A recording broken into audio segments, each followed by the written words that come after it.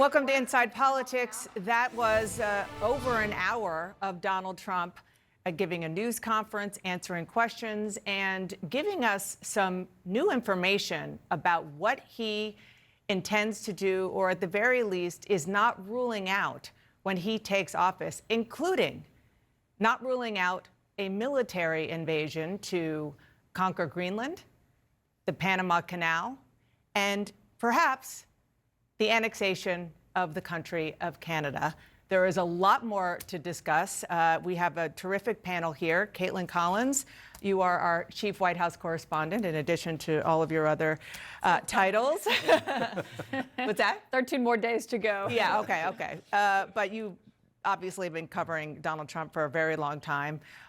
Before I get to you, I do want to play David Sanger, our friend at the New York Times, his question about the Panama Canal and on Greenland, and Donald Trump's response before you respond.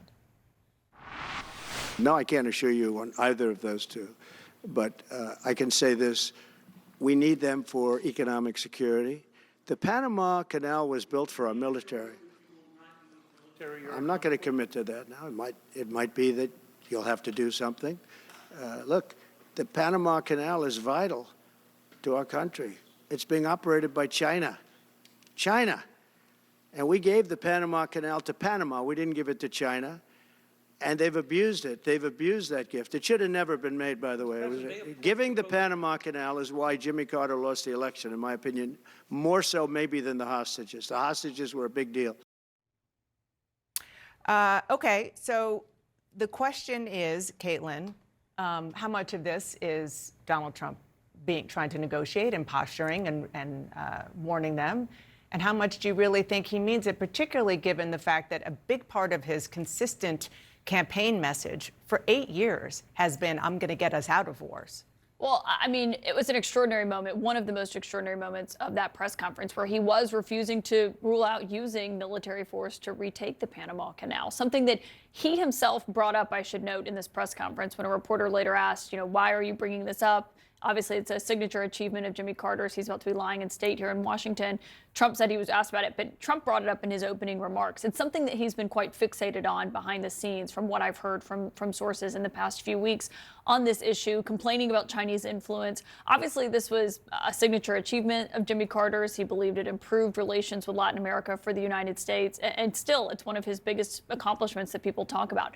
But Trump there saying that he would not rule out using military force to retake it is not something that should be treated as with bluster. I mean, Trump is coming into this White House and is intentionally staffing his administration with aides who will not block what he wants to do or what he ultimately seeks. There were many instances in his first term where he wanted to do something, but advisors either convinced him not to, or Republican lawmakers did. That is not going to be the same Washington that we are encountering in 13 days from now when Trump takes office. So I would treat everything he said there quite seriously. I mean, moments after he said he wanted to rename the Gulf of Mexico to the Gulf of America, Marjorie Taylor Greene is saying that she's going to advocate for that. But I do want to say, one of the biggest things that stood out to me from that press conference, from moments when Trump got out there before he even started taking questions, is the level of anger. He's really agitated. Well, we know why. He made it quite clear a few moments in. It's two things. It's his legal issues overall, but it's the sentencing that he is facing on Friday that so far is still, Judge Merchan has denied efforts to delay it. His attorneys are still working to do so. And two, it's this report by Jack Smith that we are told is imminent and is going to come out. Trump was informed during that Judge Cannon down in Florida has tried to temporarily block that. Well, it's not a settled matter. We'll see if it's successful. But his level of anger over that is unmistakable. He has not been this angry since he won the election. And John, I wanted to intentionally start a little bit micro on Panama and on Greenland, particularly since his son is in Greenland as we speak.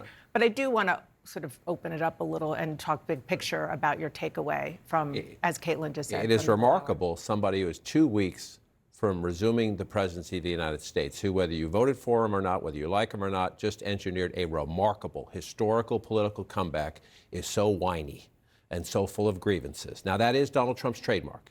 That has been his trademark since he came down that escalator. He uses grievance to keep his people together, to keep his base together, and to keep his team loyal. But he came out clearly, his lawyers had access to the Jack Smith report at a private meeting here in Washington, D.C. They have briefed him on it. He is going to now try to use every legal power he can to prevent its release. You could see how angry he was about it. There's the sentencing on Friday. He was beating up on Joe Biden, who, yes, is using his powers on the way out to sign executive orders to do things that Donald Trump fundamentally disagrees with. As Trump also did. As Trump also did, welcome to American politics. But talking about how he's inheriting a mess, he's inheriting the strongest economy in the world. It has troubles, it has potholes, it has issues, but he's inheriting the strongest economy in the world. And the Biden team is working with him, as Donald Trump's own negotiator acknowledged, on the very difficult issues in the Middle East, about hostage releasing and about trying to finally bring about a ceasefire between Israel and Hamas in Gaza. His negotiator was very polite and respectful of the Biden administration. Trump was quite scornful and not factual. Can I just say, I thought that was like a bookend to the interview Susie Wiles did, who was also very respectful when she talked to Axios about Jeff Zients, the current White House chief of staff. So you have Steve Witkoff on one end talking about working so well with the Biden team in tandem on an issue as fraught as trying to get these hostages out. You had Susie Wiles on the front end 2 days ago, yesterday, saying that the chief of staff, the current Biden chief of staff, is doing everything very kind, and yet in the middle of all that, you have Donald Trump trying to gin up this notion, to your point about grievance, saying that they're throwing everything at this to make this a very difficult transition. Everybody's still out to get him. He just won an election, and then he questioned the election again, too. It was too big to rig, he said. He won the election. He won the popular vote. He should be celebrating. He should be coming into Washington. Yes, he has very narrow majorities in the House and the Senate. It's going to be difficult to get things done, but this should be someone who is upbeat and happy to come in, but he is still full of grievances because it is his organizing principle. But there are a lot of lies in there. That was a trailer. That was an hour-long trailer for the next 4 years, in that he tells a lot of lies. He hedges, he exaggerates and hypes a lot of things. But he also made a ton of news there. You're right about the idea that it's posturing, but the idea that he couldn't rule out using either economic leverage or military force to take Greenland and the Panama Canal. He says he's going to rename the Gulf of Mexico the Gulf of America. Canada, our closest friend in the world, our neighbor to the north, a giant economic partner, is in the middle of a political crisis right now, and he just poured kerosene on the fire. Well, that's why he did it. Military action there. Yeah, he did rule out. Well, he did. He did actually. But he said he would use economic leverage. Right. He did. Yeah. He said, I will use economic force because Canada, let's listen to what he said. Your neighbor's about Canada. house is on fire, and you don't call the fire department, you pour kerosene on it. Let's listen. Are you also considering military force to annex and acquire Canada? No, economic force, because Canada and the United States, that would really be something.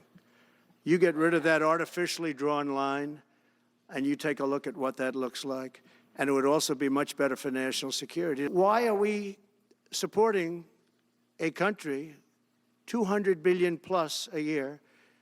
Our military is at their disposal. All of these other things, they should be a state. That's why I told Trudeau when he came down, I said, what would happen if we didn't do it? He said Canada would dissolve. Now, if anybody has moved since Trump was elected to Canada, they're going to be looking down from the north to the south saying, okay, is this going to happen? But no, but in all seriousness, John, you said that he's pouring gasoline on a fire, excuse me, while Canada is having trouble. But the reality is that part of why Canada is having trouble and why Trudeau resigned yesterday is because of these threats. It's also because there's anti-incumbent fever globally and has been all year. The fact that they are in such turmoil, Trump believes that he has maximum leverage right now with Canada. Yeah, and you hear this, he keeps talking about this $200 billion trade deficit, which he sees as a giveaway to Canada. And there's no doubt he sees this. In fact, he was asked about the election if he might be able to work better, and he said, well, that guy, the conservative may not even win, or, he didn't want to get in there because he did want to use this moment for maximum leverage. I will say just two other things that I think it's worth noting in the press conference. One, he continued, just because we're a day after January 6th, to say that pardons are coming, as he has said. He said, I'm making major pardons. Major pardons as it relates to January 6th, though not a clear blanket pardon for everyone involved. But clearly that is still on very much front of mind for him.